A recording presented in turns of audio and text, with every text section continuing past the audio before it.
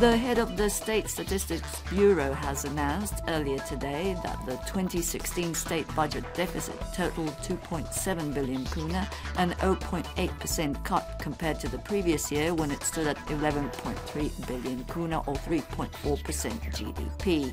This is the lowest recorded budget deficit since measuring began in 2002.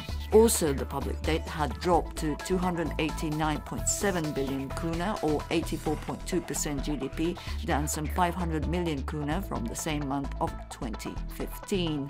This means that public debt had dropped by 2.5 percentage points, its first drop in 8 years thanks to good fiscal results and higher than expected economic growth.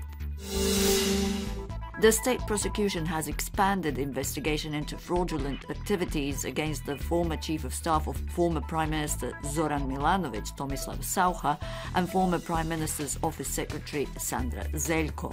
This comes after Saucha's immunity was recently lifted for the second time. Some 125 questionable travel expenses bills have been found amounting to more than 500,000 kuna, which the two are suspected of embezzling during his mandate. This week marks the EU Funds Week in Croatia, organized by the Regional Development and EU Funds Ministry, with the general public and potential beneficiaries being informed of the ways they can secure the use of European structural and investment funds until the year 2020. Croatia has some 10.7 billion euro at its disposal. The EU Funds Week will focus on ways to speed up preparations and the implementation of the projects, and one of the ways to secure this is new jobs being created for EU fund specialists. The third commemoration for the victims of the World War II concentration camp at Jasenovac, organized by the Coordination of Jewish Municipalities in Croatia, is taking place later this afternoon. The official state ceremony was held on Sunday, while the SDP, the Serb National Council, and the anti-fascist organization held their own event on Saturday. Today's ceremony coincides with Yom HaShoah, Holocaust Remembrance Day.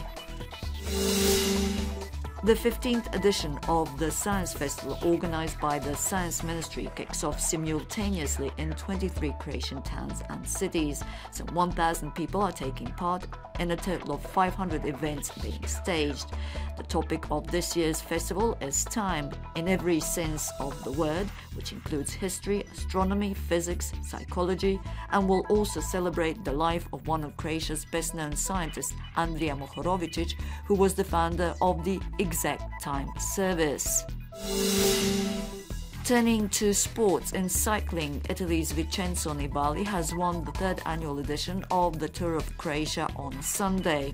Sasha Modolo, also from Italy, won the sixth and final stage, a 147-kilometer stretch from Samobor to Zagreb. The best-placed Croatian cyclist was Radoslav Rogina in 17th place. And the weather, partly sunny in most areas but changeably cloudy in the northern Adriatic, parts of the central Adriatic, and at high elevations where there may be some wetness. Slavonia and the southern coast to see most of the sunshine. Light to moderate southeasterly and southerly winds along the coast, strengthening towards the end of the day. See slight to moderate visibility, very good. Temperatures to mostly range between 14 and 19 degrees. Strong southwesterly winds possible in the coming days, with temperatures dropping considerably inland. More cloud gathering by midweek, while rain expected on Thursday, possibly heavy in the west. Some intermittent rain expected in the northern Adriatic, while partly to prevalently sunny in other sections of the coast. Some easterly winds to strengthen to gale force, bringing lots of wetness. The mornings to gradually become warmer.